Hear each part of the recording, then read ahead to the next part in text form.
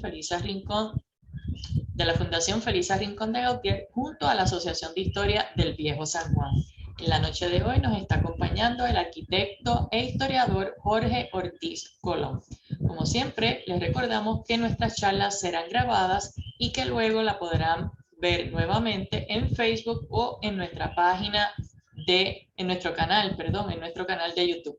Mi nombre es Hilda Rodríguez y a continuación leeremos la biografía del arquitecto Jorge Ortiz Colón. Es un arquitecto especializado en conservación del patrimonio edificado e historiador con título doctoral. Estudió arquitectura en la Universidad de Puerto Rico, recinto de Río Piedras, terminando su maestría en el 1981. Y más recientemente estudió historia en el Centro de Estudios Avanzados de Puerto Rico y el Caribe, graduándose en el 2020. Desde el 1987 es arquitecto conservacionista en el Instituto de Cultura Puertorriqueña, donde se encarga de la región sur del país, entre Guayama y Ponce. Ha estado en la última década atendiendo las zonas históricas de Cuamo, Ponce y Guayama, donde evalúa las obras y propuestas sobre edificios históricos. En cuanto a sus conocimientos de historia, su disertación doctoral trata sobre los intentos de hacer caminos entre Calley y Guayama en el siglo XIX, los que culminaron en la construcción de la carretera conocida como la PR-15. También ha estado haciendo otras investigaciones sobre las características del hábitat puertorriqueño, dilucidando sus patrones más característicos. Desde el 2004, investiga sobre la influencia africana en la forma, estética y uso del entorno edificado en Puerto Rico, especialmente en los ambientes vernáculos. El arquitecto Ortiz ha participado en esfuerzos patrimoniales y culturales de la región sur de Puerto Rico y ha asesorado grupos en otros lugares del país, tales como Santurce y Dorado.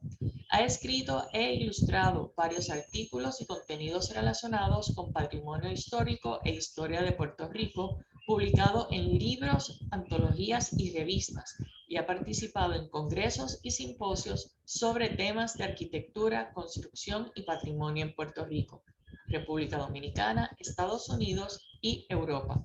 Actualmente reside en Guayama y tiene en preparación un libro sobre temas de patrimonio.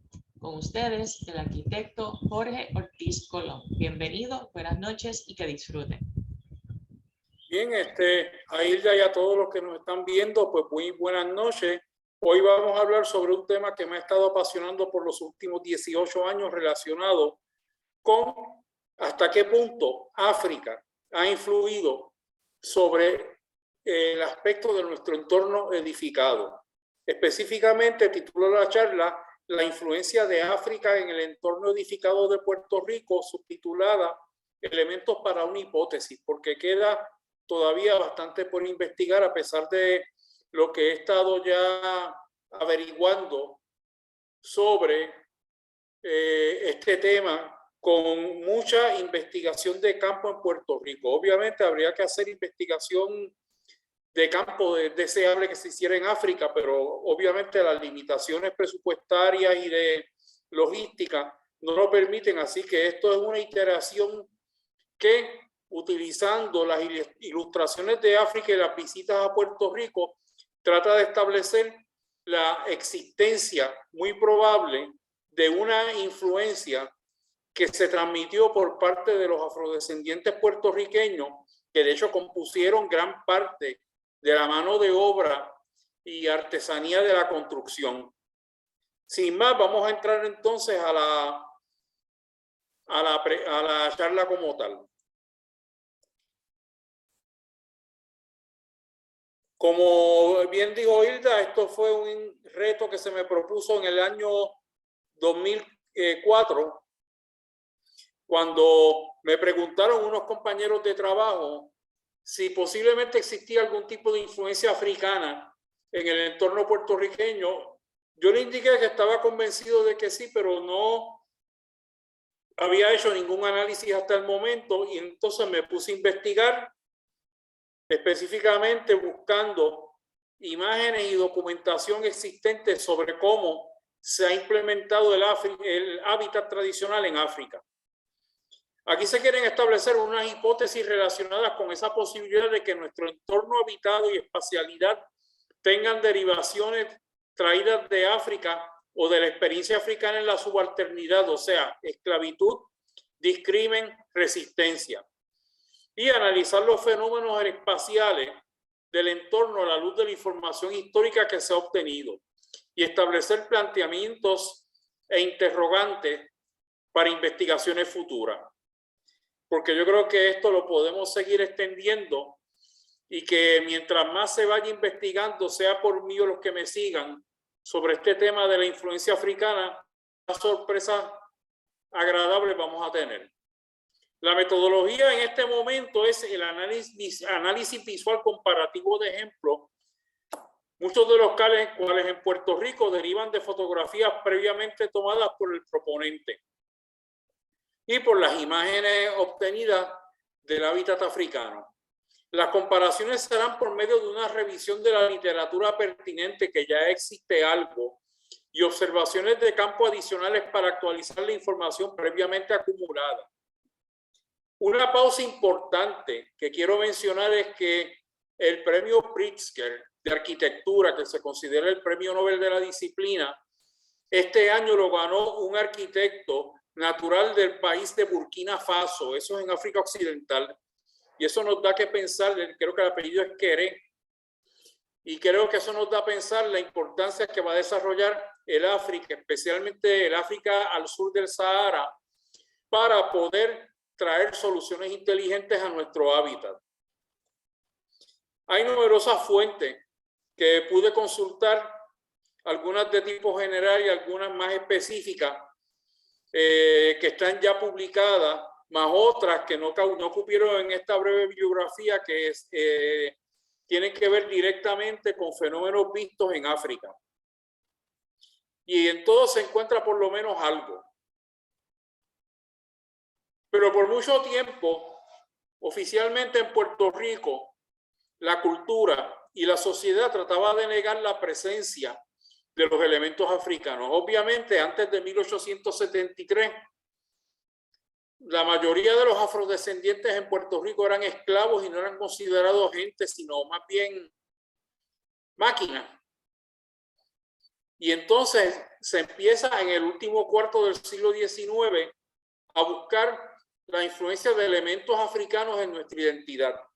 Uno de los que trabajó intensamente fue Arturo Schomburg, aunque tuvo que hacer gran parte de sus estudios fuera de Puerto Rico, debido a que su liberalismo en lo político y creencias sociales no cuadraba con el ambiente generalmente acartonado que tenían las autoridades españolas en Puerto Rico. Pero las investigaciones de Schomburg también tienen impacto sobre lo que es la identidad africana como componente de la puertorriqueñidad. Posteriormente, otra gente ha hecho estudios. Uno de los más importantes fue el lingüista natural de Bonito y profesor en la Universidad de Puerto Rico en Mayagüez, Manuel Álvarez Nazario, quien hizo un libro llamado El elemento afronegroide en el español de Puerto Rico, tratando de demostrar que el lenguaje que usamos cotidianamente sí tiene decididas influencias de África y de los lenguajes ancestrales que hablaron los que emigraron a la fuerza de aquel continente. Y obviamente en la música ha habido un fuerte componente africano, muchos de los cuales se siguen interpretando, especialmente la bomba, que ha tenido un resurgimiento fuerte en los últimos 20 años, pero también muchos otros modos musicales como la salsa, la plena y otros, pues también igualmente los ritmos afroantillanos de otros países como Cuba, con el son y la guajira, y los dominicanos con el merengue, también las artes plásticas y escultóricas han ido durante el último medio siglo aceptando cada vez más intensamente la presencia de elementos africanos en la plasticidad, en la interpretación y en la temática. como se ve en esta imagen del artista luiseño Samuel Linda, afrodescendiente. Ya en 1952 todavía no existía el Instituto de Cultura, pero don Ricardo Alegría Gallaza y empezó a estudiar la derivación africana y el sincretismo afro-español indígena de esa ceremonia. Pero en cuanto a lo que es la cultura material, todavía nos queda mucho para analizar los componentes de probable derivación africana. Los africanos que llegaron a Puerto Rico fueron en gran parte los que vinieron de un arco formado por la costa oeste de África y el Golfo de Guinea, más o menos desde Mauritania y Senegal en el norte hasta Gabón en el sur. También vinieron otros de distintas otras regiones africanas, como África Oriental, etcétera. Aparte de, por supuesto, las poblaciones árabes y bereberes de África septentrional, pero voy a enfocar más en esta presentación en la influencia subsahariana que usualmente no se reconoce. La que es supersahariana, o sea, la que se da en la costa del Mediterráneo, generalmente la veo en los estilos mudéjares y neoespañoles que podemos encontrar como parte de una expresión arquitectónica, especialmente en el primer tercio del siglo XX, pero la subsahariana necesita reivindicarse. Y esos africanos y sus descendientes mayormente se ubicaron en la franja costera, donde se consideraron apropiados para trabajar bajo un sol intenso y bajo un clima bastante fuerte y que perdona poco al que no está preparado para resistirlo. Así que básicamente la llanura se llenó de personas afrodescendientes con algunos puntos como Loíza, Arroyo, Culebra y de hecho varios otros pueblos del sur con mayores concentraciones, mientras que el elemento eurodescendiente o blanco junto con el indígena se mantuvo más hacia las montañas. Hay notables excepciones, pero el patrón general es ese. Los antecedentes de estos africanos que vivían en toda esa zona de África que presenté eran diversos. Vivían generalmente en pueblos y ciudades de no muy gran extensión, cuyas características incluían la ubicación en esquemas topológicos no ortogonales, sino definidos por consanguinidad, afinidad y religión, el uso amplio de la madera, a menudo de manera bastante sofisticada. África, al sur del Sahara, es una zona donde crecen árboles fuertes y resistentes. Igualmente una gran cantidad de barro. El barro ese que lo menciona Luis Párez Matos en sus poemas, era también otro componente esencial de los materiales, de los materiales de construcción que estaban disponibles para los africanos. Generalmente, aunque hubo diversidad de formas, la mayor parte de las viviendas en África eran de planta rectangular, usualmente recogiendo dentro del rectángulo habitado y techado las funciones privadas e íntimas de la familia y utilizando zonas abiertas como patios cerrados o abiertos, como complemento de la vida familiar. Esto es muy parecido al concepto del batey que tienen nuestros campesinos. Hubo pues un refuerzo mutuo. De hecho, muchas de las tendencias que yo voy a presentar fueron reforzadas por la existencia de componentes de origen europeo o indígena y ayudaron a la preservación de lo que entiendo que son los rasgos africanos. Ahí podemos ver varios elementos de cómo es ese entorno donde usualmente mucha de la arquitectura es sencilla, hecha a base de unas técnicas de utilizar materiales fuertes o reforzados para las paredes y materiales livianos en los techos. La cuestión de la aglutinación, como se ve a la izquierda con los diagramas de casas yorubas en Nigeria, que esto lo recogió el antropólogo australiano Amos Trapp Rapoport, pues muestran que es cuadrada o cuyo recinto es cuadrado rectangular, y a la vez cada uno de esos grupos de vivienda, cada una de esas viviendas a su vez se va aglutinando mediante yuxtaposición, o sea, colocar una nueva al lado de las otras existentes. Igualmente, el respeto al clima tropical, ya sea resistiéndolo con casas relativamente cerradas, como se puede echar en la Costa de Marfil, pero el cobertizo donde se hace el trabajo de procesar los productos de la finca es completamente abierto y permite el paso de ventilación. Y todo se trabaja con una respuesta a necesidades sociales y climáticas, en gran parte dictada por la necesidad y la relativa escasez de recursos.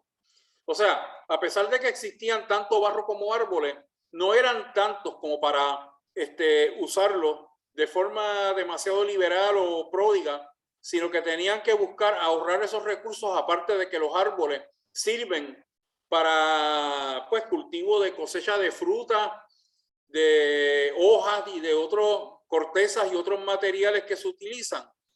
Y de hecho, en África existen muchas arboledas y bosques que son sagrados. Inclusive hay uno, el de Osun Osogbo, en el suroeste de Nigeria, que ha sido declarado Patrimonio Mundial por UNESCO. Otro patrimonio mundial, que es el Palacio Real de Abomey, en el país de Benín, esto es al oeste de Nigeria, y que ha sido protegido por la UNESCO, muestra ese carácter aglutinativo de gran parte de la construcción africana. O sea, no vemos aquí lo que sería, digamos, el Palacio de Versalles o el Palacio Real de Madrid o algún otro de estos grandes palacios europeos que usualmente crecen con ejes simétricos. Al contrario, este va creciendo mediante una aglutinación consecutiva de estructuras, verjas y áreas funcionales, incluyendo aquellas utilizadas para la alimentación y para las necesidades básicas de los que viven en este palacio. O sea que muy lejos de parecerse a algún majestuoso palacio de Europa o a las imitaciones que se han hecho en América y en otros lugares, Abomey presenta un orden muy particular que surge de las sucesivas necesidades que se tienen que dirigir, y por lo tanto no es simétrico, no es entre comillas ordenado, pero es muy útil precisamente para la función de uno de los pequeños reinos de esa zona de África. A su vez, es una destreza que es fácil de enseñar. Aquí vemos, sacado de un libro del investigador Bernard Rudowski, cómo muchachos en Etiopía van copiando la cuestión de la construcción en palos y hojas, y hacen miniaturas de lo que serían las viviendas de ellos cuando sean adultos, y obviamente las viviendas donde ellos viven con sus padres. Y aprenden las destrezas y pierden el miedo de manejar los materiales vegetales. Las conchas que se ven metidas en los patios no son otra cosa que simulaciones de vaquitas, de ganado, que ellos están supuestamente acorralando en ese complejo que aparentemente es un lugar para tener ganado para diversos usos. A la vez se va reconociendo los distintos principios, especialmente la ventilación cruzada, que es tan necesaria en la zona ecuatorial africana, que suele ser de temperaturas relativamente altas y mucha exposición al sol. Eso es lo que explica por qué muchos africanos de esa área tienen la piel oscura, necesitan el generar más melanina, que es lo que pone la piel oscura, con el fin de que puedan protegerse mejor del embate del sol. Por eso, por otra parte, los europeos tienen pieles más claras. Y eso se debe a regular cómo los cuerpos regulan la entrada de sol para producir vitamina D, que es esencial para nuestra nutrición y que se hace mediante la energía solar que pasa por nuestra piel. Como expliqué, los asentamientos y ciudades van creciendo muchas veces de una forma que no es necesariamente ortogonal, sino que más bien es aglutinativa, a veces radial de un punto central que puede ser de valor simbólico o cívico. Y a su vez, los complejos tienen sus funciones complementarias cada una acerca de la otra. O sea, estas formas se van creando y se van poniendo unas al lado de otras, como el ejemplo de Costa de Marfil abajo a la derecha, y se va creciendo lentamente. Eventualmente, algunos de estos asentamientos progresarán a la próxima fase de poblado, ciudad pequeña o ciudad mayor. Claro, algunas de las ciudades más grandes están siendo afectadas ya con el urbanismo derivado del norte global, con los edificios grandes de acero, cemento y las torres altas que dependen de ascensores, pero todavía muchas ciudades africanas aparentemente conservan su perfil tradicional.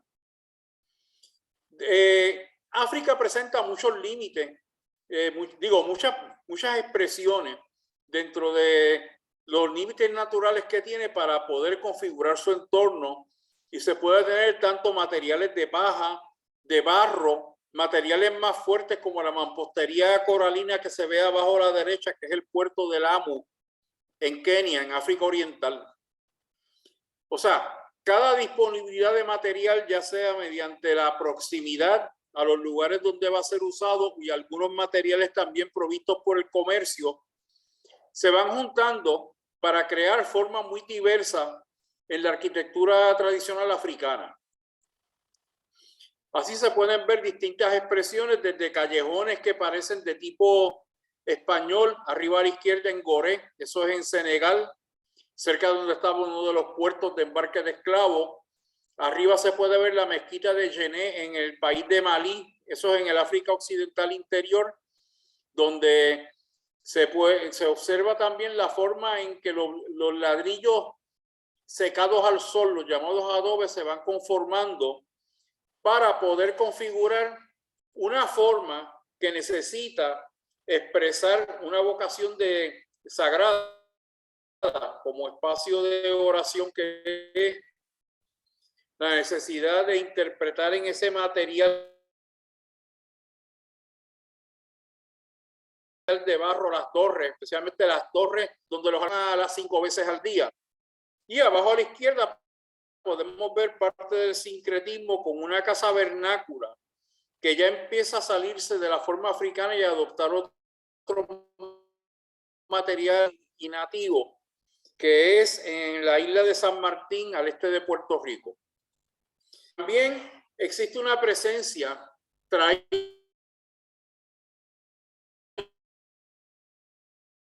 por los europeos. Algunos puntos de África empezaron a ser colonizados mayormente por Portugal en el siglo XIX, mayormente una gran eclosión de potencias europeas a ocupar una parte sustancial de África, y se ocuparon distintas regiones, mayormente Francia, Portugal y Gran Bretaña, pero también han habido enclaves de otros países tales como Alemania, que estas se perdieron después de la Primera Guerra Mundial, e inclusive España, en lo que se llama Guinea Ecuatorial.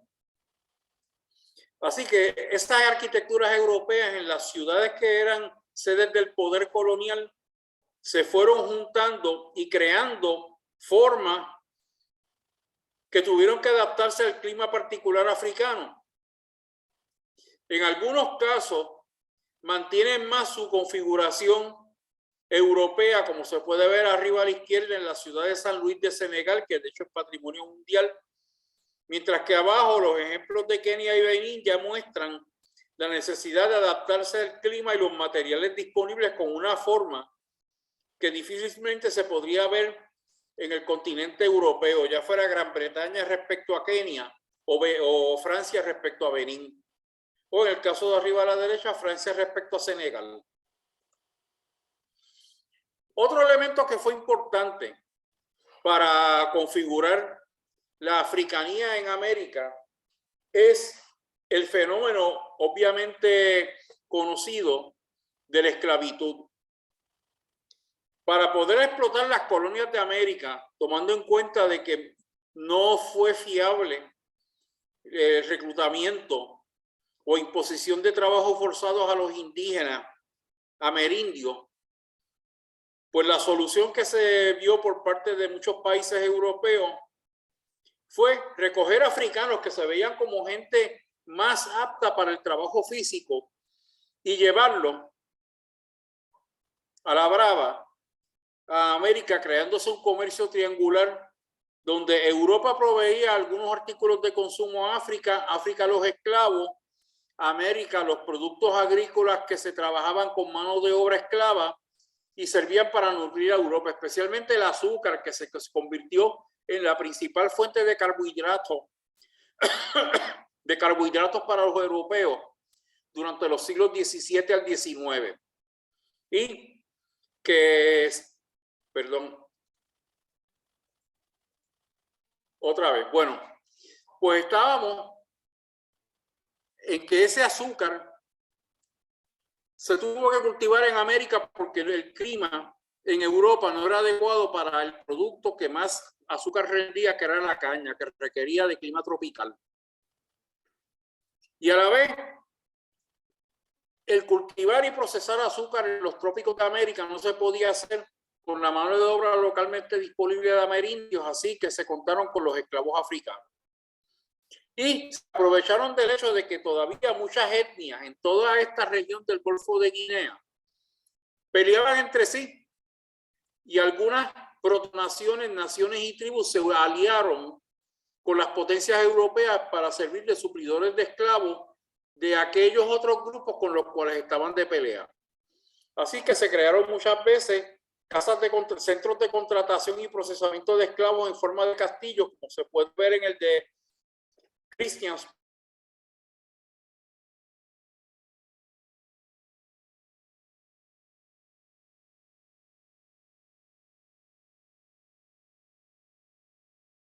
Por Dinamarca, pero entonces los daneses, que de hecho no dejaron colonias en África,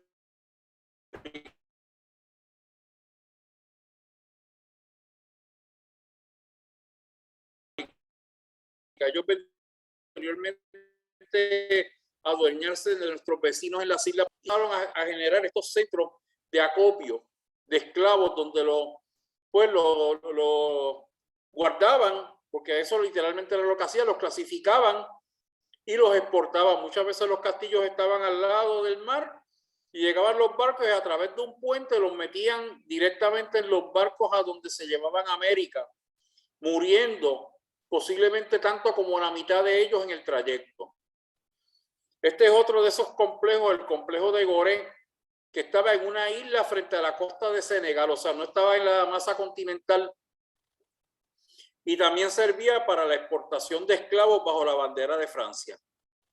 Y se empiezan a ver ya simbologías del poder, especialmente utilizando la altura y la geometría como un medio para poner a los esclavos en su lugar, como las llamadas escalinatas de brazos abiertos, que estaban abiertas para los blancos, para los tratantes, para los poderosos, pero que para el negro esclavo común no estaban abiertas, sino que servían como un medio de dominación visual.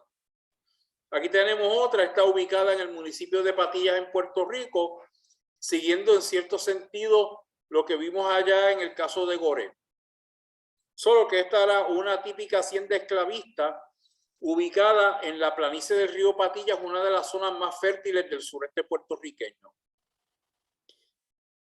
Y antes de esa travesía empezaba el hábitat de la regimentación que se le daba a los esclavos antes de poder embarcarse.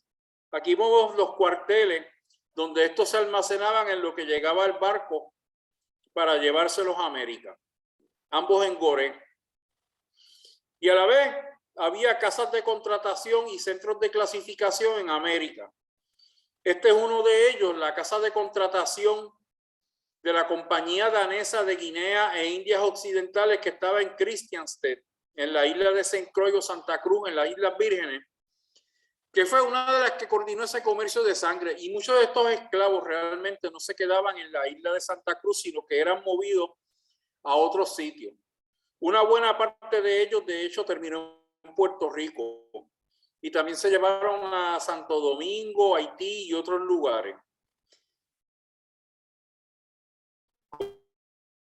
Como Dinamarca no tenía mucha posesión ni terrenos para poder operar los esclavos y la mayor parte de los daneses, la sección danesa sirvió para suplir a otros países que tenían industrias agrícolas, otras colonias, mejor dicho, que tenían industrias agrícolas más desarrolladas.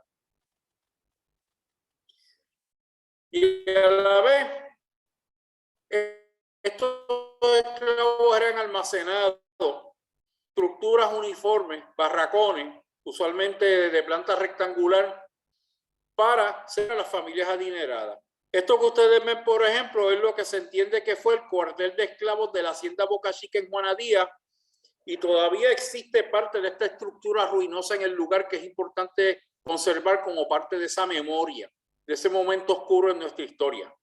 Esos cuarteles de esclavos, también podemos ver otros que estaban ubicados en la hacienda Santa Rita, ubicada en el barrio Susuabaja de Guánica, donde está hoy el convento de las Hermanas de Fátima, y donde también parte de esta estructura se usaba para acomodar esclavos, y hay varias otras instalaciones productivas como almacenes, caballerizas, inclusive había hasta una tabona de pan en este lugar.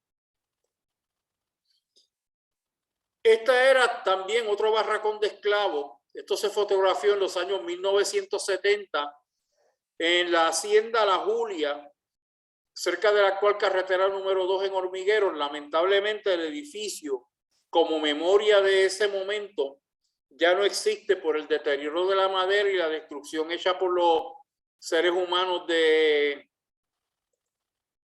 fines del siglo XX.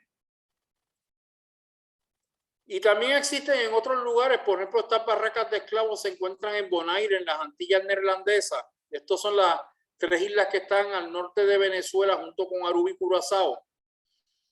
Que en este caso, a pesar de que fueran barracas separadas, a diferencia de las 2 estructuras largas que mostré en Puerto Rico, el régimen de vida era igualmente opresivo, porque el esclavo era ante todo una máquina, un objeto para rendir fuerza de trabajo, y no tenía una personalidad según los amos y las instituciones de gobierno que legitimaban este sistema de explotación económica.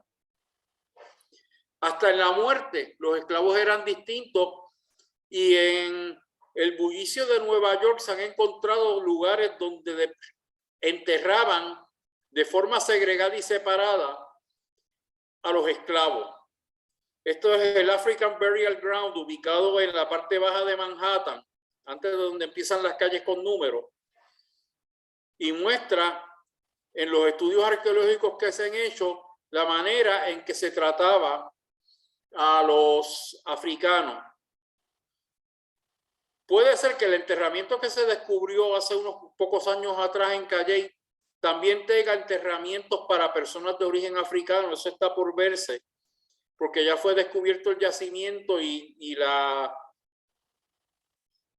vamos a decir, la característica etnorracial de los que se enterraron allí está investigándose.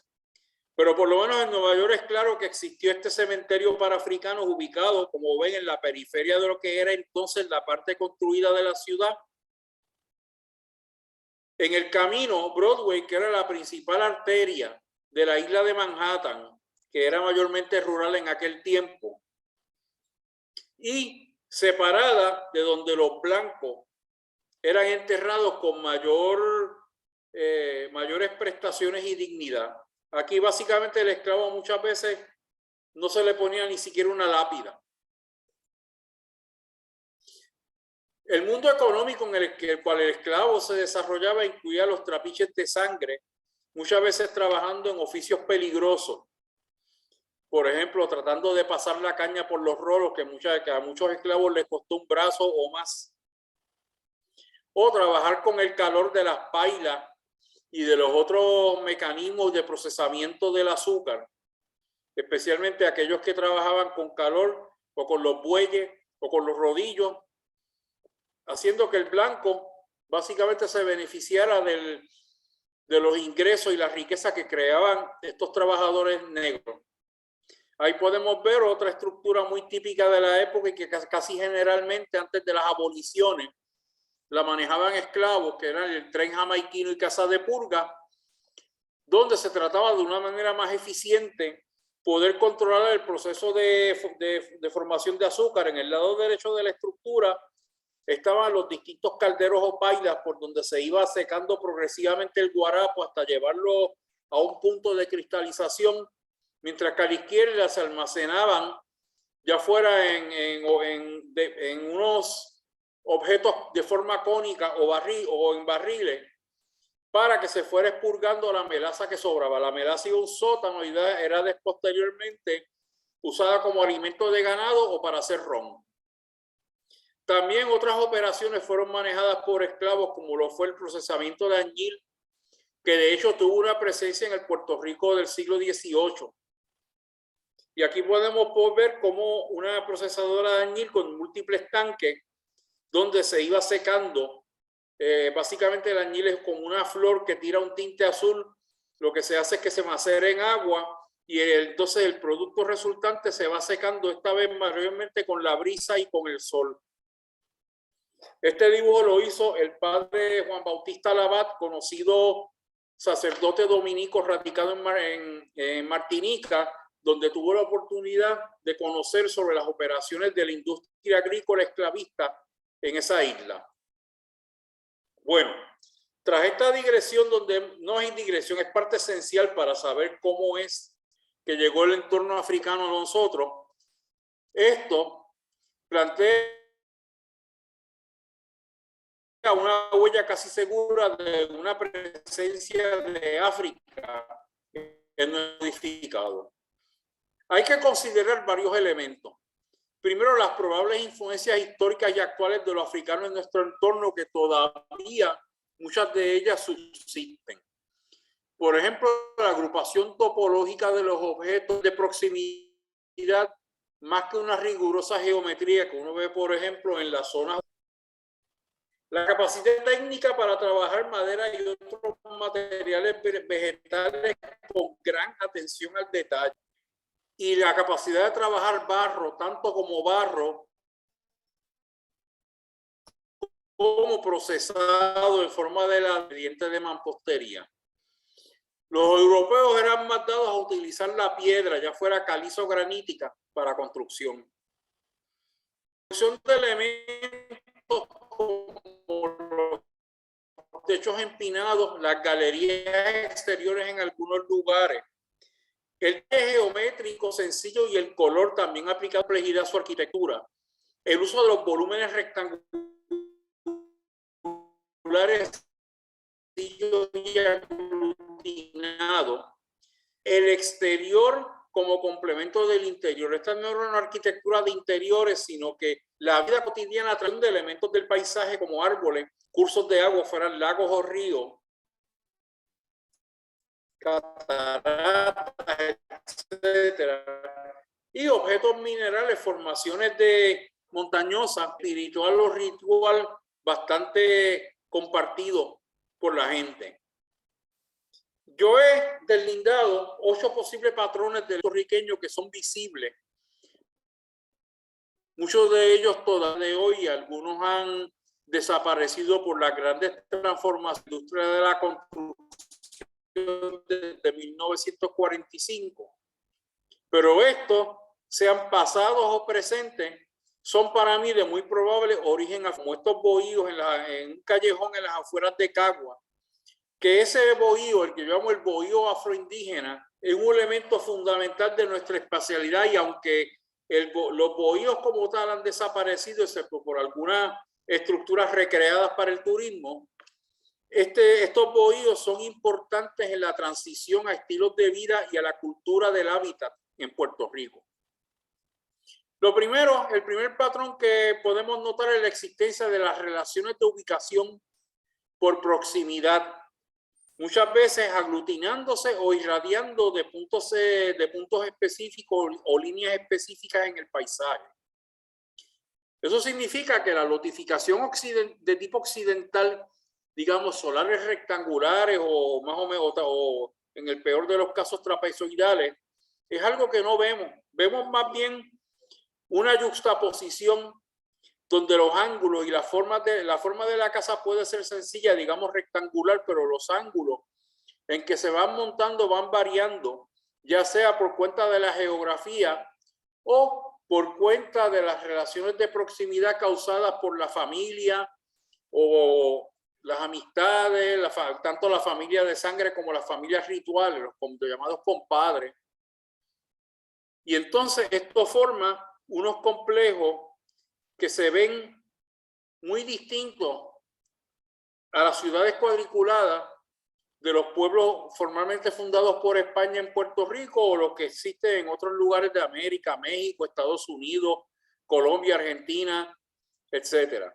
Más bien vemos este desorden aparente que realmente es un orden muy preciso. A la izquierda podemos ver la ciudad nigeriana de Ibadan, que tiene cerca de 1 millón de habitantes. A la derecha, la comunidad de Amoldadero, que aunque ustedes no lo crean, está en una montaña alta en el barrio La Plata de Aybonito. Una, no diría anomalía, pero es algo que es interesante investigar cómo se creó ese poblado mayormente de personas afrodescendientes en un municipio que se tiene como relativamente blanco. Pues Amoldadero todavía subsiste y es una comunidad viva, prácticamente toda está habitada y los caminos zigzaguean en parte por los accidentes del terreno, en parte también por la forma de colocar por proximidad o no proximidad las viviendas, aunque muchas de ellas son cajitas de cemento como las que vemos donde quiera en el Puerto Rico de hoy. La manera en que forman un conjunto más grande no se puede explicar por patrones europeos. Yo lo veo básicamente como una aglutinación de clara derivación africana.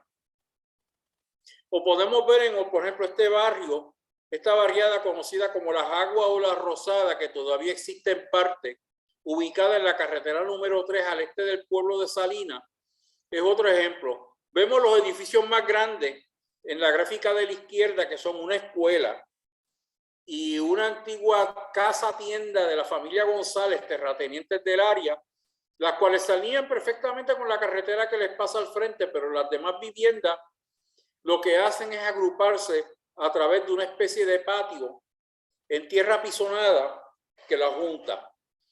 Hay unas verjas puestas más de forma simbólica para delimitar algo del dominio privado de la casa, pero lo que define la especialidad principal de Las Aguas es ese callejón que va ensanchándose y estrechándose y comunicándose con todas las casas, que forma una especie de patio o batey en ciertas partes.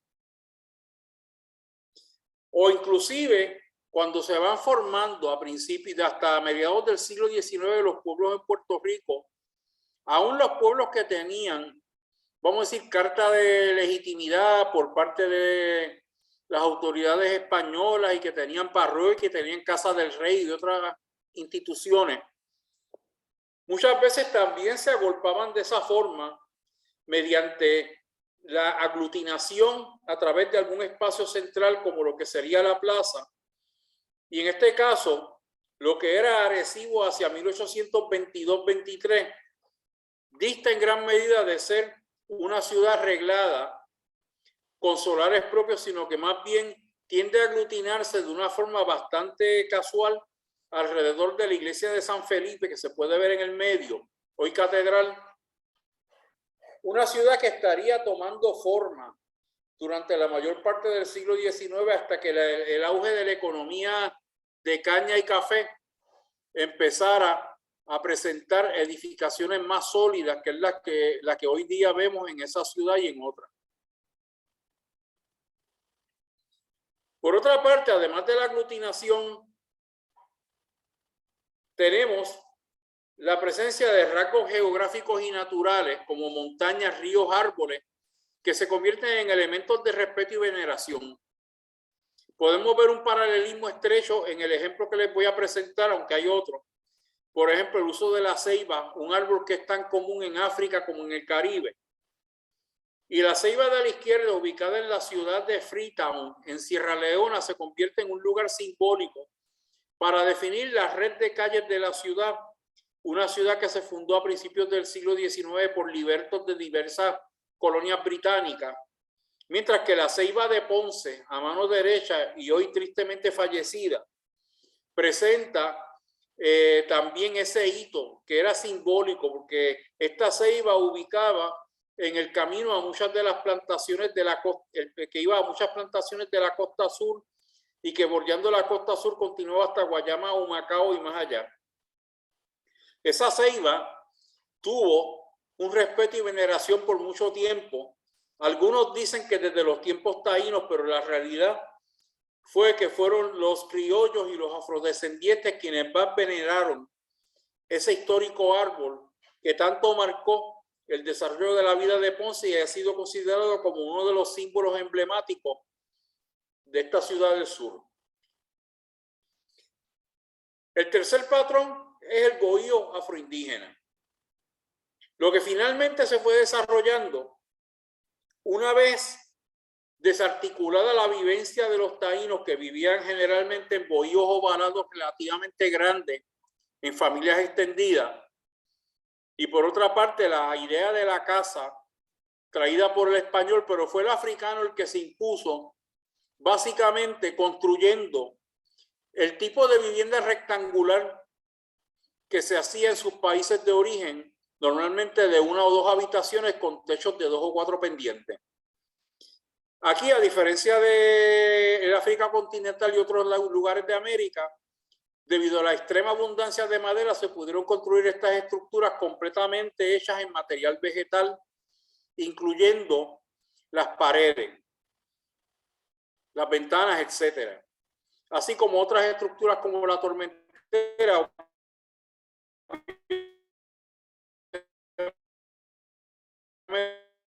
Un concepto artístico, pero da una idea de cómo eran los principales elementos del espacial por la presencia del bohío de fuerte derivación africana. Además de eso, el patrón de tener un patio frontal o batey frente a la casa que se ve abajo a la derecha, eso es también parte de esa vida. Las casas eran para intimidad y para la vida privada de las personas que las poseían, mientras que el batey era el punto de encuentro con el resto de la sociedad.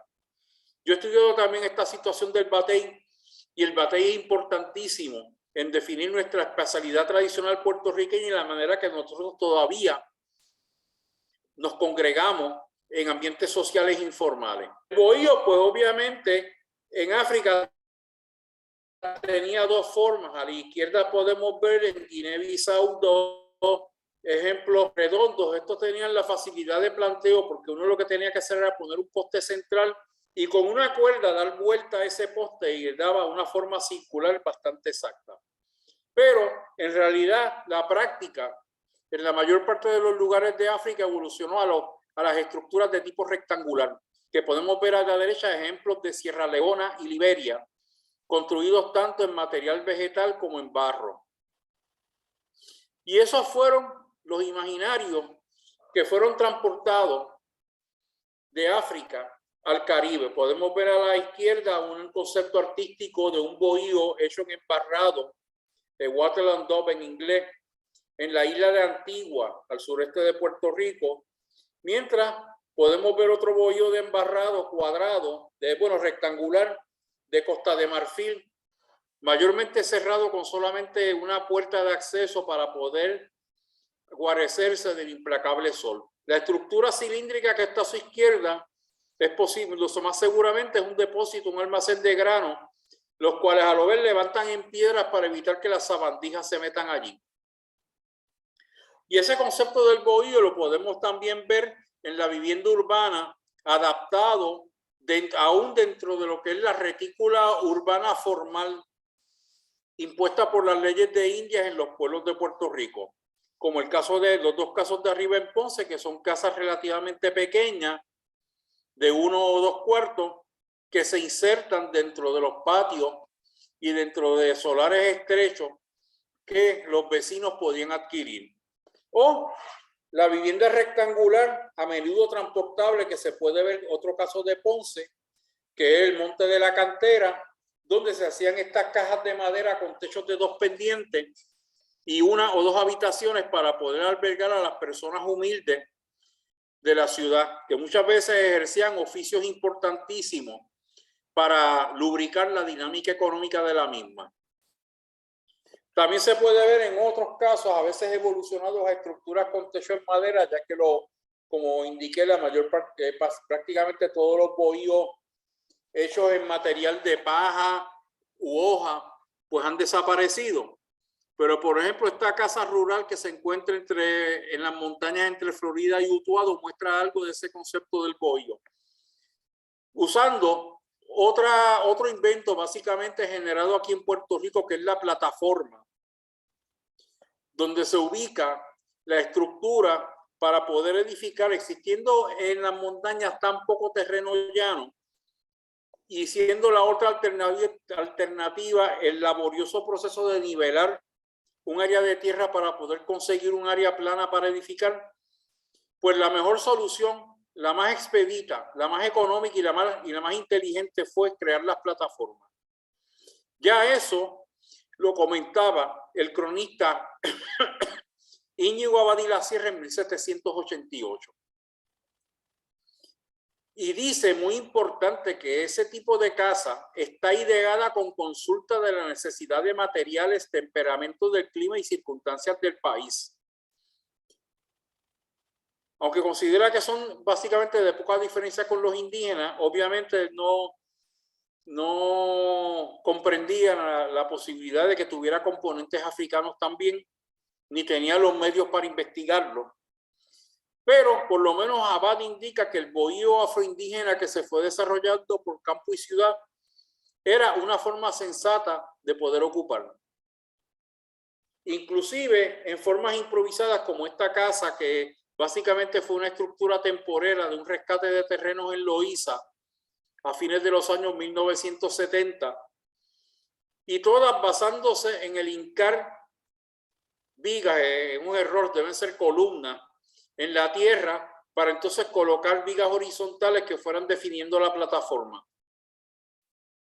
Eventualmente ese bohío afroindígena fue creciendo, tomando diversas formas y asumiendo distintos materiales, incluyendo en algunos casos materiales industriales como el hierro corrugado galvanizado, que ya hacia la séptima década del siglo XIX era bastante disponible en Puerto Rico. Y podemos ver este bohío según lo interpretó el pintor callellano Ramón Fra de León, donde se muestra, entre otras cosas, los techos en armadura, piso a poca elevación de tierra, el batey en tierra, los huecos perforados para puertas y ventanas. No tenían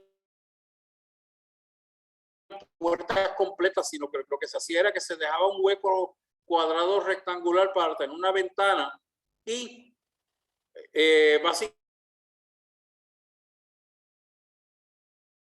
refugiarse del sol mediante un interior relativamente oscuro pero cómodo, bueno, pues relativamente cómodo. Una vista de estos interiores de bohío la dejó expresada el gran artista Francisco Yer Cestero, que pintó su cuadro emblemático El Velorio en 1893 y muestra el interior de una en vísperas de la llegada de los norteamericanos y varios patrones de posible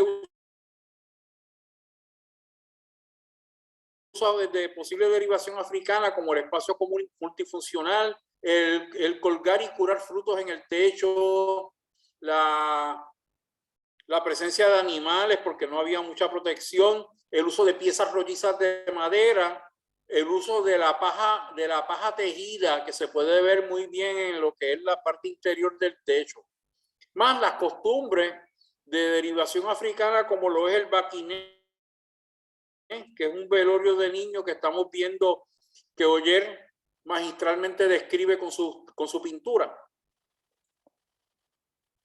Así que pasamos del bohío a otro elemento que a lo mejor mucha gente desconoce. Esto es la llamada geometría fractal.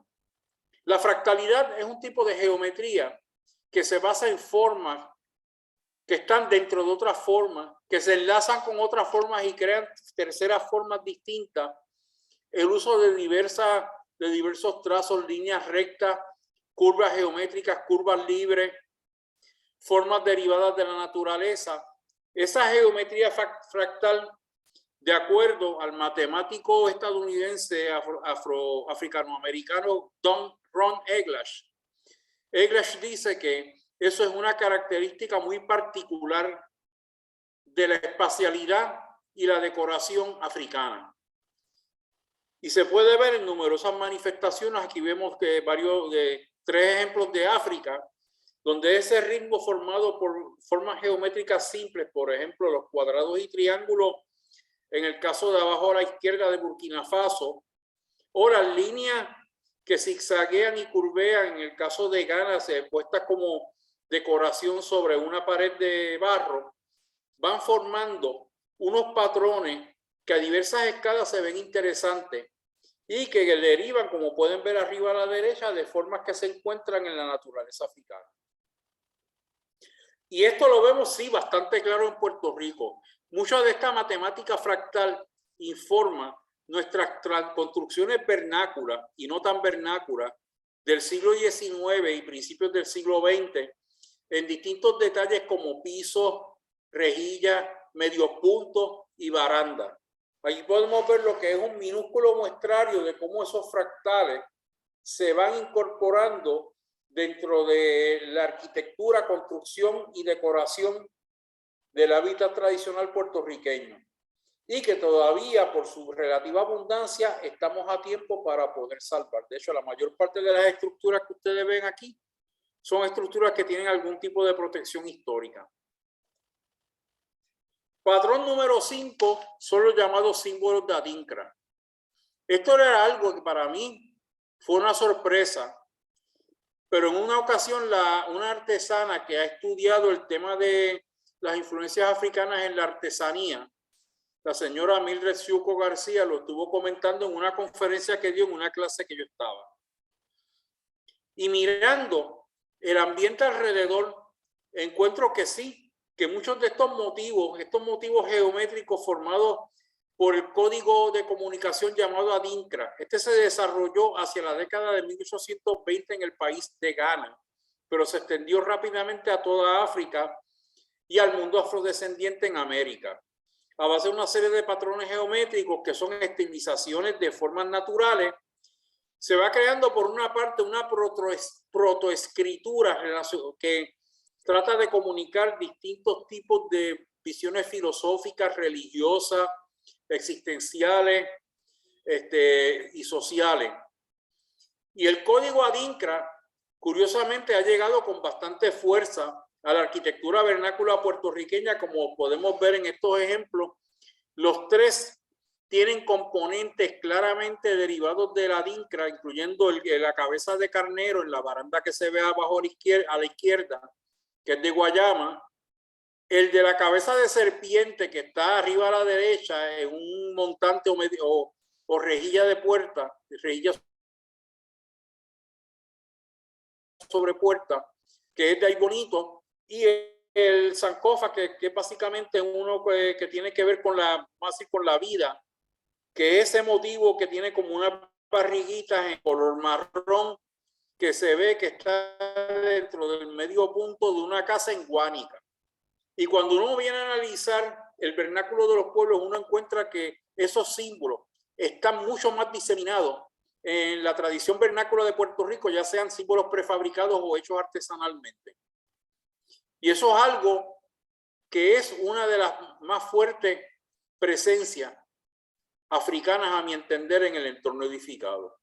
O este caso, lamentablemente, ya no existe en una de las calles del lado norte de la ciudad de Ponce, donde se ven diversos patrones ubicados tanto en los montantes de las puertas como en el tímpano del techo, que es la parte triangular que está encima del balcón.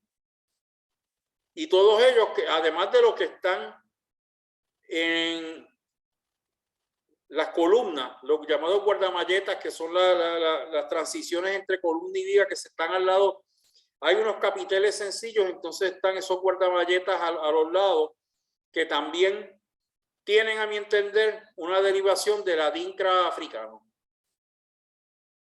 Otra cosa, el sexto patrón, es el de los altares laicos. Los altares laicos yo los llamo porque no están usualmente vinculados con la práctica de alguna religión, sea religión africano-santería o religión cristiana, sino que van surgiendo como un sitio donde se coloca, a veces de forma inconsciente, el peso simbólico de la identidad personal y familiar.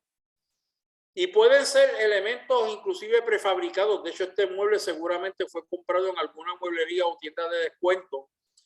Y la dueña de esta casa en Comerío lo fue resignificando con la colocación de diversos elementos, fotografías familiares, decoraciones tales como flores, figuras o efigies de niños o de animales, hasta carritos puestos sobre el televisor.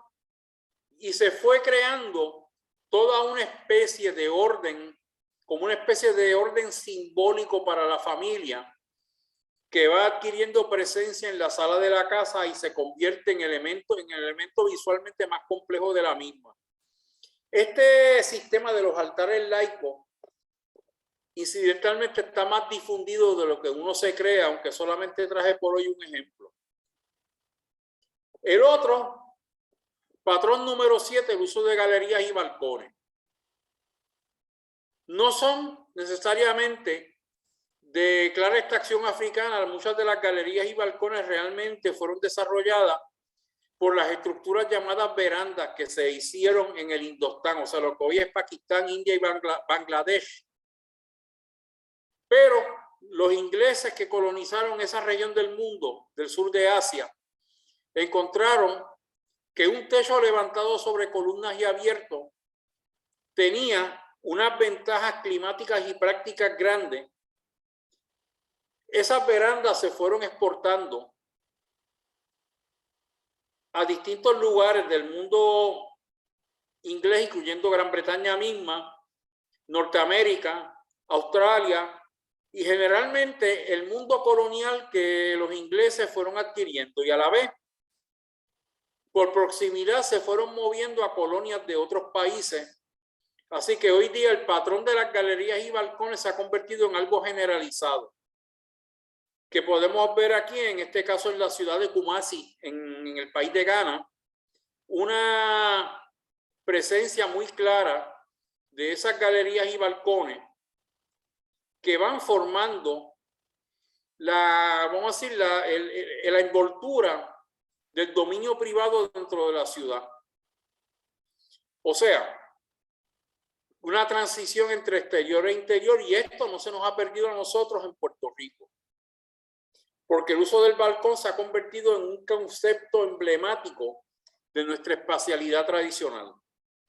Y ya sea en casas relativamente suntuosas como la de los Cautiños en Guayama u otras más humildes, ese patrón que aquí en el caso de Cautiño, y contrario a lo que mucha gente piensa, yo creo que muchos de los detalles ornamentales que tiene la casa también son de origen africano, posiblemente aplicados por artesanos de piel oscura que abundaban en el Guayama de aquel entonces. Y se va creando una fachada que definitivamente no es una fachada de un palacete de derivación europea, sino algo muy distinto, con unas formas naturales y geométricas que claramente son un sincretismo entre África y las influencias europeas. La casa será una casa para una familia de proveniencia euro-puertorriqueña, pero en realidad la decoración de ese balcón y galería tiene mucho de africano para mí. O este detalle de galería, ubicado en este caso al lado del atrio de la iglesia de San Germán, también en una zona histórica protegida, donde está la subdivisión continua mediante diagonales, triángulos y rectángulos y cuadrados, para crear toda una textura de vidrio y madera que también claramente es de tipo fractal, pero el balcón en este caso también es un balcón que obedece más a los imperativos del trópico que a lo que serían las reglas de composición traídas desde Europa o España. El octavo patrón que tenemos es el patrón de construcción a ras de tierra. De acuerdo a la antropóloga estadounidense Carol Joplin, que fue una de las primeras en estudiar la vivienda vernácula en Puerto Rico con un método semicientífico, básicamente estructuralista, la doctora Joplin encontró que la construcción a ras de tierra, o sea, no levantar las estructuras mucho del nivel del piso, era algo que estaba muy asociado con África. Ella también cita a un antropólogo cubano, Daniel Pérez de la Riva, que menciona que muchas de las casas de los afrocubanos son generalmente bajas y muchas veces lo que se hace es que se limpia el piso interior y las casas no suben mucho con respecto al nivel de la tierra. Así que básicamente se tiene, por ejemplo, a la derecha un piso de tablas que casi está a nivel de tierra, con unas cuantas pulgadas nada más. Tengo que aclarar que la escala humana que está ahí es engañosa, porque es un ingeniero que fue profesor mío, pero él mide como 6 pies y medio, así que realmente el techo es más alto de lo que parece en el caso derecho, que es en Sabana Grande. Así que todos esos componentes vistos a una escala muy particular, generalmente íntima o de vecindario, van construyendo ciudades y paisajes enteros con un aspecto claramente afrontillano. Y se van agrupando en distintas poblaciones, como podemos ver, por ejemplo, arriba a la izquierda en Barbados, a la derecha una casa ya no existente en Arroyo, y abajo a la izquierda otro ejemplo en Arroyo, donde se empieza a ver la existencia de todos estos patrones y una diversidad formal que muchas veces damos por descartada quizás por la mala condición que se encuentran muchas de estas casas, que a menudo quieren destruirlas porque son antihigiénicas o no restaurables, pero son una parte esencial de poder reflejar toda esa diversidad de influencias que nos han llegado. Y claramente estos tres paisajes urbanos tienen una clara derivación, a mi entender, de lo afropuertorriqueño. Igualmente uno encuentra la presencia de balcones, la presencia de estructuras con techos de 4 pendientes, la diversidad formal, el uso de diversos tipos de soluciones para lograr una síntesis apropiada. O sea que en Puerto Rico a lo mejor las casas se levantan, pero la forma rectangular reforzada por la presencia africana es casi universal en todos los hábitats donde nos encontramos. Y ya sea en la montaña como en Calley, abajo a la izquierda, en la costa suroeste como Guánica, arriba a la izquierda, o en Arroyo, arriba a la derecha, se empieza a crear todas unas volumetrías que son esencialmente partiendo del cuadrado que no fue de origen taíno, sino más bien reforzado mutuamente por las influencias de España y otros lugares de Europa y África. Y eso se reconoce también en otras partes de los trópicos de América. Por ejemplo, abajo a la izquierda se puede ver cómo fue creciendo la ciudad de Falmouth.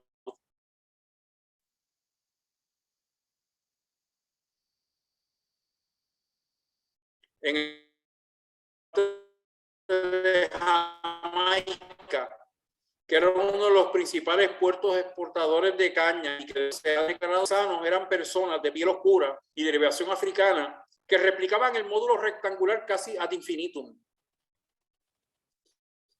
Mientras que arriba a la izquierda vemos una cita que nos indica que el estilo característico de construcción del Suriname por la artesanía de la población criolla que traída desde África. Habilidades para restaurar y renovar casas de madera se han conservado hasta nuestros días. Y arriba a la derecha un ejemplo de una casa que se encuentra en la capital surinamesa de Paramaribo, la cual claramente también deriva del rectángulo y del techo que se ve como patrón traído desde África. Que sea una casa de 2 plantas, aunque tenga algunas influencias introducidas ya sea por los holandeses o por otras etnias europeas, fundamentalmente la calidad del trabajo y la sensibilidad hacia manejar esa madera sí mantuvo como una característica africana. Igualmente vemos eso en el área de Loíza, un municipio claramente identificado con los afropuertorriqueños, donde cerca de el 80% o más de la población tiene sangre africana corriendo en sus venas. Y aunque en formas occidentales o supuestamente occidentales, como el caso de la iglesia de San Patricio, muchas de esas técnicas, mismo los techos piramidales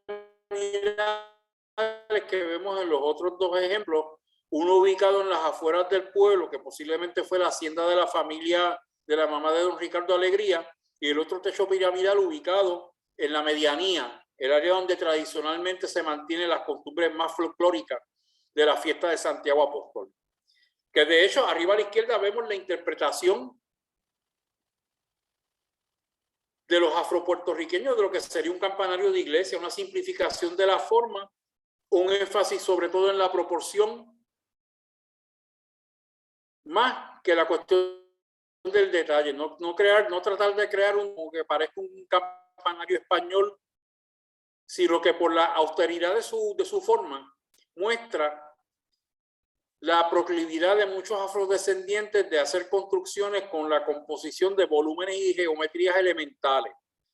Abajo a la izquierda podemos ver un cromatismo primario en una calle de medianía alta.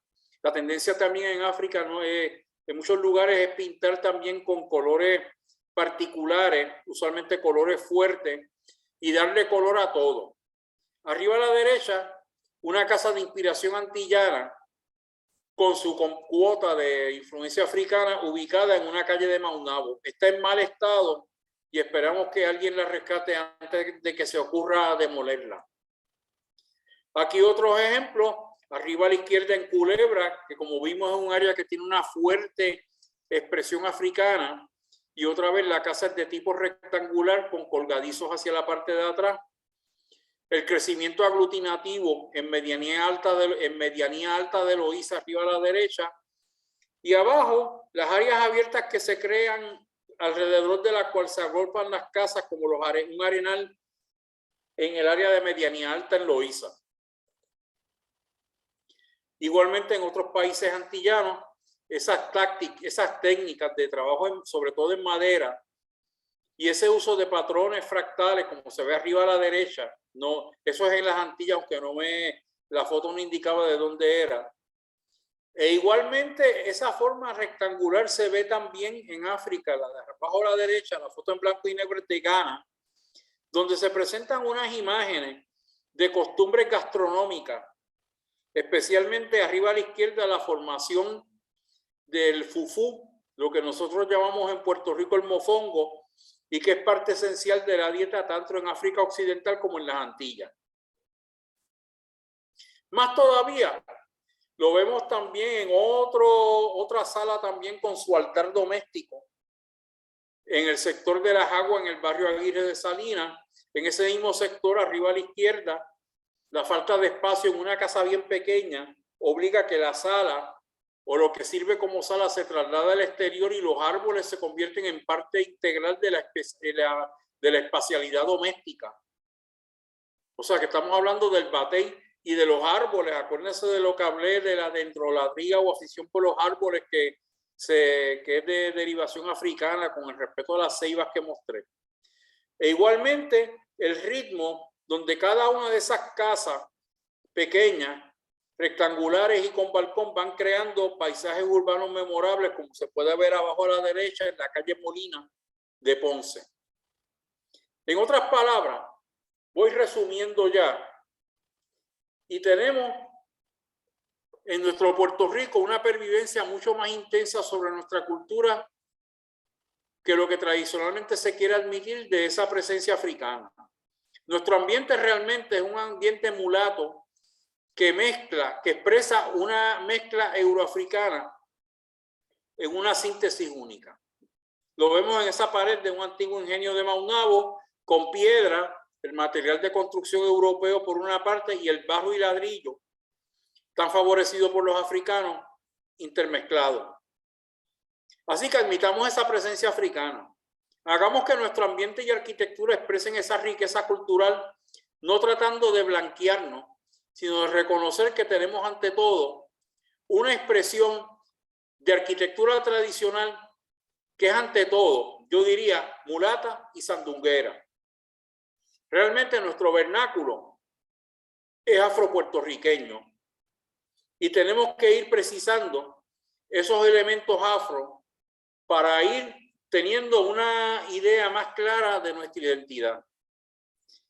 Llegó por el momento al fin de mi presentación, pero seguimos ahora y lo primero que hago es que abro todo esto a preguntas y comentarios para que reciba la opinión de todos ustedes en relación con este planteamiento de la influencia africana en el entorno edificado de Puerto Rico. Gracias. Muchísimas gracias, arquitecto Ortiz Colón. Pasamos a los comentarios y preguntas. En Facebook nos comparte Nancy Santiago Capetillo lo siguiente. En África, en Benín, hay un árbol utilizado para hacer dar vuelta a los esclavizados para que olviden sus raíces. Se denomina el árbol del olvido. Bueno, pues ese comentario de Nancy es interesante. Obviamente refuerza lo que he estado comentando de la importancia de los rasgos naturales en la vivencia africana y el hecho de que muchas veces estas tribus y naciones africanas le daban significados mágicos, oraculares, o sea, de adivinación y de simbolismo a árboles y otros elementos naturales. O sea, que lo del árbol del olvido es una de muchas instancias de las cuales uno puede hablar. Yo hablaría también de, por ejemplo, de la arboleda sagrada de Osumo Sokpo en Nigeria, la cual está siendo amenazada por presiones de urbanismo, ya que queda cerca de una de las ciudades, una ciudad relativamente grande del país, la de, creo que se llama así, Mosokbo, y que eso, a pesar de su protección en el patrimonio de la humanidad, es algo que se puede estar peligrando, así como con los fenómenos del cambio climático que va a alterar nuestro ambiente natural quizás de forma poco prevista. Y eso puede tener unas consecuencias peligrosas en el caso de África, donde tantos rasgos naturales tienen significados místicos o religiosos. Muy bien. La doctora María Barceló comenta, Jorge, magnífica conferencia, he aprendido mucho, debe publicar este trabajo. Felicidades. De hecho, le voy a decir a María, que es amiga mía y fue ex profesora, que sí, que esto es algo que yo quiero evolucionar a una forma de libro y traer información adicional. De hecho, ya yo escribí un ensayo para una clase en el Centro de Estudios Avanzados, donde me gradué, sobre esto, que claro, con el material escrito uno puede intercalar más información que en un PowerPoint. Y de hecho tengo que seguirlo expandiendo, pero el sueño que yo tengo es poder por lo menos visitar lugares de África y experimentar esos lugares personalmente y no solo a través de fotografía. Perfecto. Preguntan en Facebook el señor Mario Daubón, ¿cómo se integra el jíbaro criollo a esta forma de construcción? Para empezar, el jíbaro, como lo entendemos, es una unión de las tres etnias más numerosas que tenía Puerto Rico, que no eran las únicas, pero las más numerosas sí. Los eurodescendientes, que de hecho a principios en el siglo XVI se trajeron europeos para trabajar de forma involuntaria los campos, y se hizo también en otros países. Los indígenas, especialmente aquellos que no pudieron ser sometidos al régimen de trabajo forzados en la primera mitad del siglo XVI, y los africanos que huyeron de la esclavitud hacia los llamados cimarrones, los negros fugados, los que se ubicaron en comunidades, algunas de las cuales llevan el nombre de palenque. Los palenques eran los nombres que se usaban para las comunidades de negros cimarrones, y por lo menos 2 con ese nombre en Puerto Rico, una en Patillas y otra en Barceloneta. A la vez, muchos de esos negros siguieron emigrando y huyendo hacia arriba a lugares que no estaban bajo el rígido control de la corona española y se entremezclaron con blancos e indígenas. Y eso es lo que da el jíbaro. Para mí el jíbaro es básicamente un mestizaje y mezcla en la mayor parte de su población etnia que configuraron el Puerto Rico postcontacto. Así que el jíbaro generalmente muchos jíbaros tienen una clara combinación de elementos físicos que revelan una ascendencia africana, y los análisis de DNA tenemos algún tipo de sangre africana, aunque la indígena parece ser la prevaleciente, según los estudios que hizo el doctor Martínez Cruzado. La africana también se extendió a casi la mitad de la población analizada. O sea, que hay mucho que está permeando de nuestra etnia, de nuestro origen biológico, que claramente se adscribe a toda esa área de África de donde vinieron muchos. Perfecto, perfecto. La doctora Barceló indica que cuenta con su apoyo, con el apoyo de ella para usted. Comenta Pues muy agradecido. Comenta Vilma Brown, excelente información y visuales, muchas gracias. En Facebook, Rosemary Bernier, saludos arquitecto Ortiz Colón. Me parece un comentario osado y hasta atrevido la identificación de elementos africanos en la vivienda de los ricos de Guayama, los Cautiños. Imagino cuál sería la reacción de doña Sunchita, la esposa de don Genaro, al escuchar esa comparación. ¿Cuándo o dónde un escrito al respecto? Muy interesante. Gracias por este viaje entre espacio y tiempo, rescatando esa cultura olvidada. Pues yo le digo a Rosemary que el hecho fue que yo me puse a analizar esa casa Cautiño. Como yo resido en Guayama, yo la veo continuamente. Y yo veo que claramente no trata de replicar la forma, el manejo de elementos, ya sean geométricos o vegetales, que se encontrarían, digamos, en un palacete europeo o una construcción ubicada en el continente de Europa, sino que el manejo de todo ese detalle de hojas y palmeras, de figuras geométricas recortadas, inclusive la manera que están trenzados los balaustres, no parece tener una comparación con lo que tradicionalmente se asocia con construcciones de derivación europea en América y otros lugares del mundo. La forma de esos balcones y muchos elementos de fachada y decorativos de la casa Cautiño no tiene una raíz que se pueda ascribir a la arquitectura académica o vernácula de Europa. Tiene que ser algo que se trajo o directamente de África o a través de un mestizaje. Y yo iría elemento por elemento explicando esos cambios de forma. Muchas gracias. Escribe José Silvestre. Muy bien, Jorge. Información que motiva a estudiar más el tema, especialmente el elemento artesanal en los distintos elementos de las casas criollas en Puerto Rico. Esta influencia se adentró en la evolución de la casa criolla hasta cercano a la mitad del siglo XX. Muchísimas gracias. Sí, y saludos a Silvestre, que es compañero mío en el instituto. Y debo indicar que efectivamente yo también he estudiado el tema de la casa criolla como una forma importante de la arquitectura doméstica, especialmente entre los grupos más acomodados. La casa criolla es básicamente la expresión particularmente puertorriqueña de la domesticidad de ciertos grupos, generalmente los que están en mejor posición económica, y es una forma de casa. De hecho, yo tengo un artículo, inclusive uno que publicó una revista de la Universidad Politécnica, donde yo hablo sobre precisamente cuáles son esos elementos de la casa criolla, como el balcón corrido, la sala central, la llamada extensión posterior o martillo, la orientación con respecto a los vientos y otras cosas.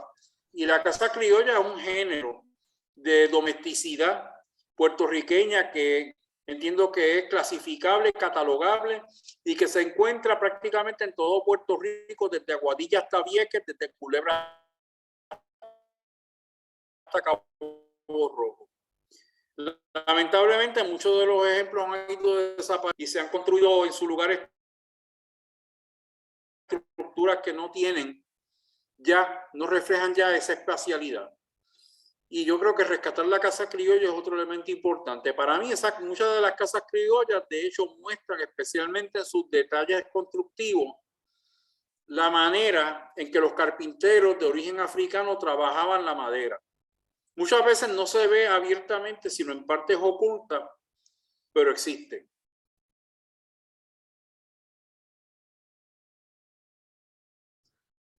Gracias. Comenta Silvestre, haciendo referencia al comentario y pregunta de Rosemary, muy interesante lo referente a Casa Cautiño, dado que a la decoración se le describe como rococó francés. Yo conozco el rococó europeo, hay de hecho rococó español, francés, alemán, holandés y de otro tipo, y la decoración que tiene la Cautiño no cae bajo la categoría que yo conozca de rococó. Es más bien algo como una derivación vernácula, aprovechándose de la exuberante naturaleza puertorriqueña. En el más extremo de los casos podríamos llamarlo ya un rococó puertorriqueño, pero ¿quién hizo ese rococó puertorriqueño? Yo entiendo que artesanos mulatos.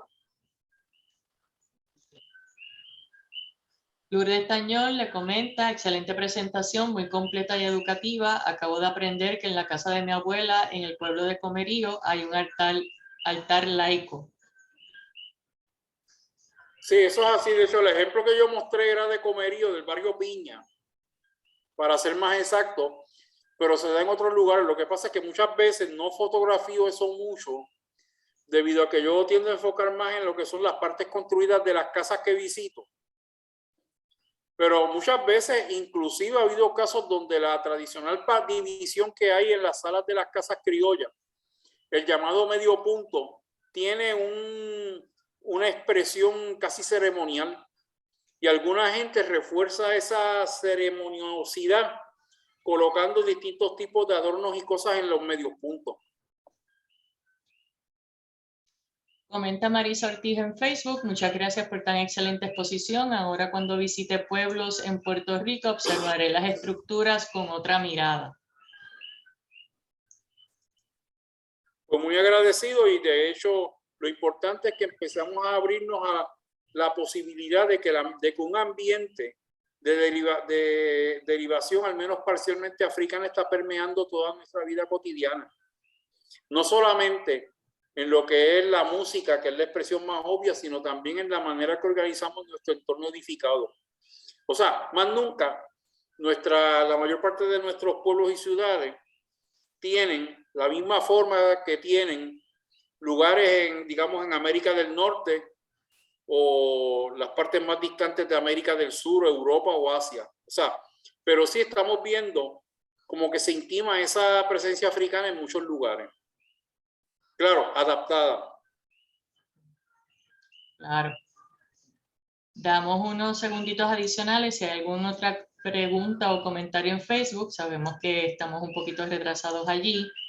Igualmente a los que nos acompañan en Zoom, deseo comentar que nuestra próxima charla, el próximo jueves, estará a cargo del arquitecto Enrique Vivoni y la misma está dedicada a los libaneses. El título de la charla es Nuestra herencia libanesa, otro Puerto Rico, otra beta de nuestra puertorriqueñidad. Así que las personas interesadas en participar en esa charla del arquitecto Vivoni, recuerden enviar un correo electrónico para que reciba el enlace de Zoom o la puede ver por Facebook. Así que... Y es muy interesante porque Vivoni también últimamente ha empezado a notar que ha habido influencia de ciertos grupos culturales, por ejemplo, los corsos, que él ha investigado con bastante intensidad y de la cual ha sacado varias publicaciones. Y de hecho yo podría decir que sí, que por ejemplo es una influencia más europea que se puede ver en lugares como en Yauco, donde algunas de las estructuras sí muestran en algún estilo más franco-italiano que claramente deriva de Córcega, que es una encrucijada entre las dos culturas, un país con una lengua similar al italiano que sin embargo políticamente es parte de Francia.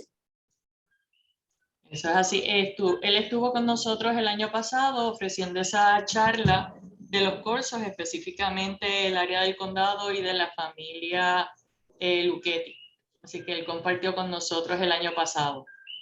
Yo entiendo que también va a haber algo relacionado con cómo pudieron los libaneses, que llegaron muchos entre fines del siglo XIX y principios del XX, a definir algo en nuestra espacialidad. Sería interesante preguntarle al doctor Vivoni sobre eso, porque el Líbano, que es una cultura usualmente asociada con los árabes, con también fuerte influencia francesa, es algo que nosotros hemos tendido como a barrerlo por debajo de la alfombra, y son más importantes de lo que uno se cree. Exacto. Si uno se fija en el censo de más o menos los 20 y los 30 en San Juan, había un buen grupo de libaneses en el viejo San Juan.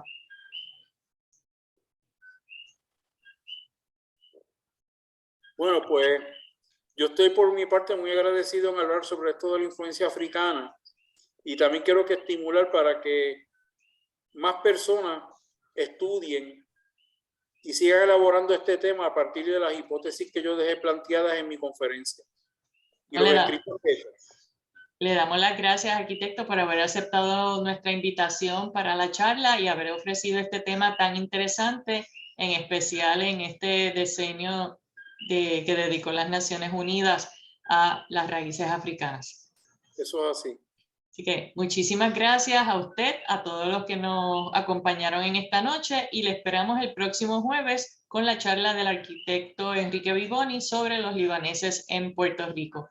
Muchísimas gracias a usted, a todos, y nos vemos. Pues muchas gracias, Hilda, y que pasen todos, usted y el público, muy buenas noches, y como estará grabada, otra gente tendrá la oportunidad de verla. Eso es correcto. Muchísimas gracias, arquitecto. Gracias a usted. Buenas noches. Sí.